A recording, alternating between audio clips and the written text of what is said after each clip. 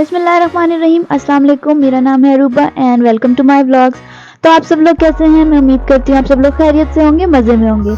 तो आज हम लोग गए थे काम से बाहर, तो थोड़ी बहुत शॉपिंग कर ली और बनाई थी कलेजी और कुछ खाया पिया। तो चलते हैं व्लॉग की तरफ। असल में रात में हो गई थी मम्मी की तबीयत ख़राब, तो मैंने पिछले व्लॉग में बताया भी था कि उनको डायरिया हो गया था। तो हम लोग कज़न के घर आ गए थे और उन्हीं के साथ मम्मी जो है वो हॉस्पिटल गई थी।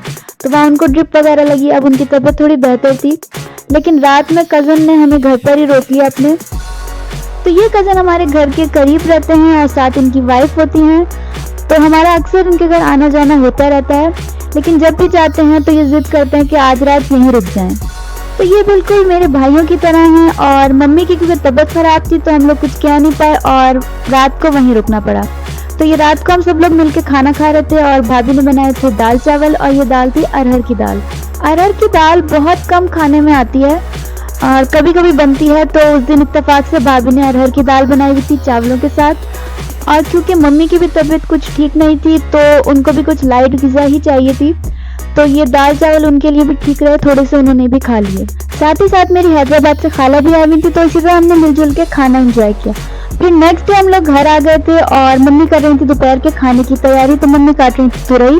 हम लोग अक्सर तुरई के साथ आलू को मिलाकर उसकी बहुत मज़ेदार सी भुजिया तैयार करते हैं, तो वो बहुत अच्छी लगती है और मम्मी को तुरई बहुत ही ज़्यादा पसंद है।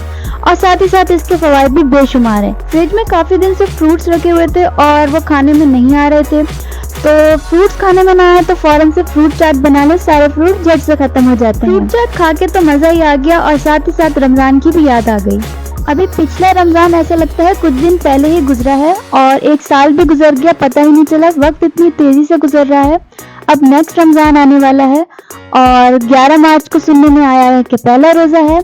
आजकल काम वाली मेड ने बहुत तंग किया हुआ है। एक दिन आती है 2 दिन छुट्टी, 2 दिन आती है 3 दिन छुट्टी। तो आज भी मेड नहीं आई थी, तो मैंने सोचा मैं झाड़ू लगा लूँ क्योंकि कुछ कचरा हो रहा था घर में।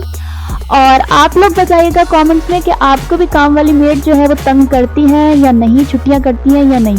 तो मैं साथ साथ वीडियो भी बना रही थी, साथ साथ झाड़ू भी लगा रही थी, तो कुछ पता नहीं चल रहा था कि कचरा कहाँ जा रहा है, झाड़ू कहाँ पड़ रही है। लेकिन मैं मगन थी वीडियो बनाने में, क्योंकि मैं हूँ मल्टी फंक्शनल, तो मैं दोनों काम एक साथ कर लेती हूँ। तो मैंने वीडियो भी बनाई, साथ साथ झाड़ू भी लगाई और ये मिशन जो है वो कंप्लीट हो गया और सारा कचरा समेट लिया। तो दोपहर के लंच में आज बन रही थी चिकन की कलेजी। तो सबसे पहले मम्मी ने ऑयल डाला, उसके अंदर डाला ज़ीरा और कुछ प्याज चॉप करके डाल दिए। प्याज ब्राउन हुए तो उसमें अदरक लहसुन डाला, उसको थोड़ा सा भूना और उसके बाद उसमें ऐड कर दिए टमाटर। टमाटरों के ऊपर फ़ौरन डाल दिया नमक ताकि टमाटर अपना पानी छोड़ दे। देन ऐड की हल्दी और लाल मिर्च। मम्मी लाल मिर्च बहुत भर भर के डालती हैं और बहुत ज़्यादा उनको स्पाइसी पसंद है, जबकि मेरी पसंद है इससे बिल्कुल अपोजिट। तो मुझे कम मिर्च या कम स्पाइसी पसंद है।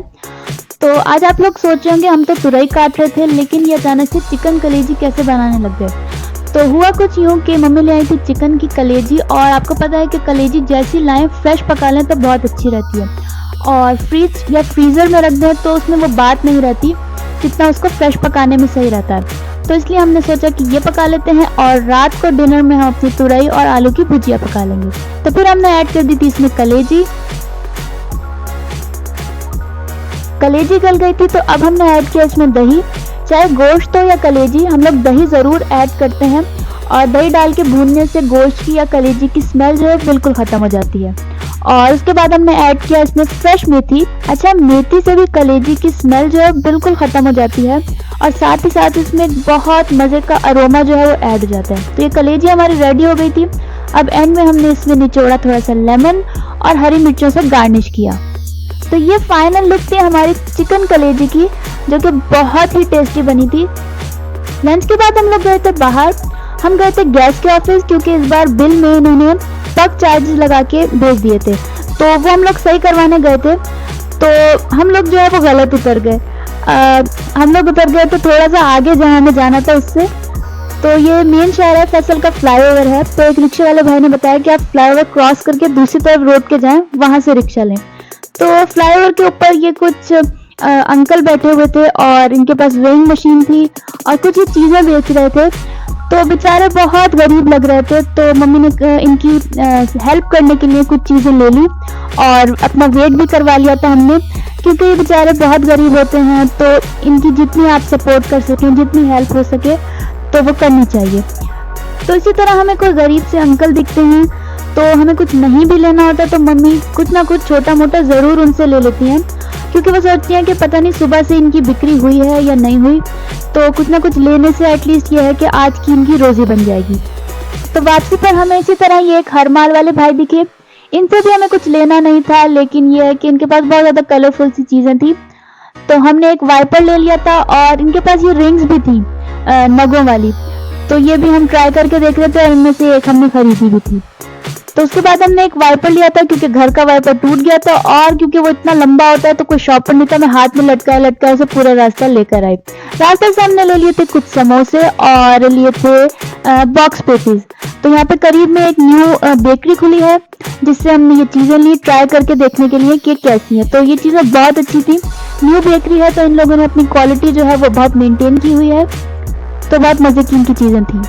नमकीन खा लिया, अब बारी थी मीठे की और वो तो मस्त है, आपको पता ही है।